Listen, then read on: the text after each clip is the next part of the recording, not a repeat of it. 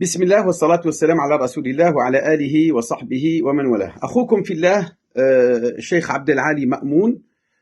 Beaucoup de gens me connaissent. Aujourd'hui, en particulier en qualité d'imam de la Grande Mosquée de Paris et accessoirement son porte-parole.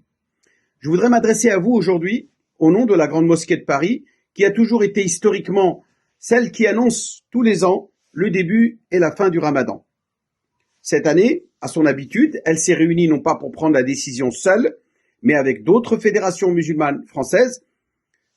Certaines ont refusé, ont décliné l'invitation, et celles qui ont été présentes ont eu leur mot à dire pour décider de la date qui débute le mois du Ramadan de l'année 1447, correspondant à l'année 2026. Le critère qui a toujours été la tradition chez les théologiens en la matière, c'est de prendre en compte le calcul de la naissance de la Lune. En effet, le croissant lunaire est né, la conjonction lunaire a eu lieu mardi aux alentours de midi. Donc le soir de ce même mardi, la Lune était déjà née depuis plusieurs heures. Le deuxième critère, c'est la vision oculaire, c'est-à-dire la déclaration d'un pays musulman dans lequel des personnes ont témoigné avoir visionné à l'œil nu le croissant lunaire, ou à l'aide de télescopes, pourquoi pas.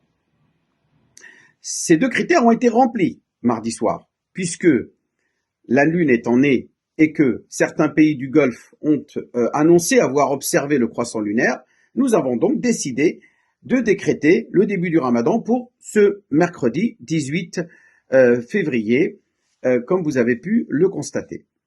D'autres instances ont dit non. Le calcul de la possibilité de sa vision étant impossible, selon des astronomes, toute déclaration qui aurait été annoncée en la matière n'est pas recevable. C'est un choix méthodologique de prise en compte des critères qui définissent le début et la fin du Ramadan que nous ne recevons pas, que nous n'acceptons pas. Nous restons sur cette méthode traditionnelle qui est ar-ru'ya, comme le dit le prophète alayhi salatu wassalam, sumu li ru'yatihi wa aftiru li ru'yatihi. Jeûnez par sa vision oculaire et rompez à la fin du Ramadan par sa vision oculaire. Et que si, bien entendu, vous n'avez pas une rumma alaykum, c'est-à-dire que vous n'avez pas la météo qui permet de voir ce croissant lunaire, terminez et parachevez le mois de Sha'ban avec un 30e jour. Nous avons le lendemain du 29e ou le soir du 29e jour de Sha'ban, c'est-à-dire mardi 17, constaté que des pays musulmans autour du bassin méditerranéen, alors tout le monde les connaît, l'Arabie Saoudite bien sûr, le Yémen, le Qatar, les Émirats Arabes Unis, le Koweït, l'Irak, le Liban, la Syrie, la Palestine, la Jordanie et bien d'autres pays ont annoncé avoir visionné ce croissant lunaire. D'autres références, d'autres instances ont décidé de suivre cet avis scientifique qui dit que non, la possibilité, je dis bien la possibilité de la vision étant impossible, toutes ces déclarations sont caduques et non avenues et non recevables. C'est ce qui a provoqué cette division dans le monde musulman, puisqu'effectivement, les pays de l'Asie du Sud-Est, la Malaisie, l'Indonésie, Singapour, etc., ont décidé de commencer le jeûne ce jeudi, et l'Afrique du Nord aussi, à partir de l'Égypte jusqu'en Mauritanie, idem.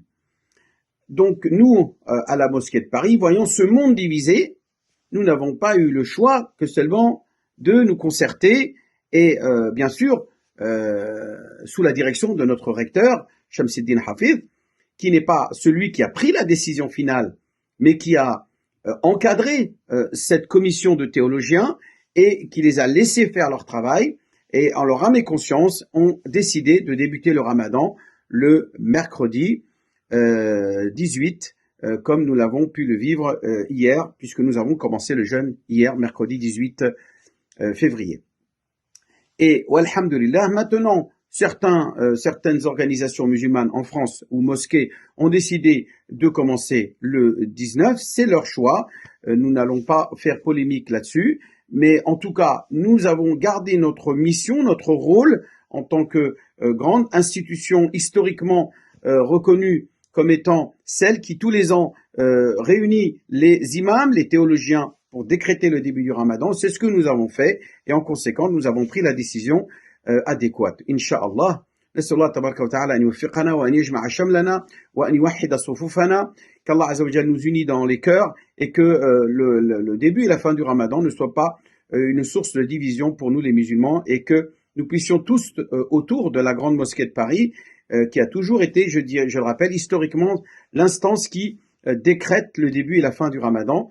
Eh bien, vous souhaitez quand même un bon Ramadan. qu'Allah Azza wa Jal yataqabbal minna wa minkum salih al-a'mal. Wassalamu alaykum wa rahmatullahi ta'ala wa barakatuh.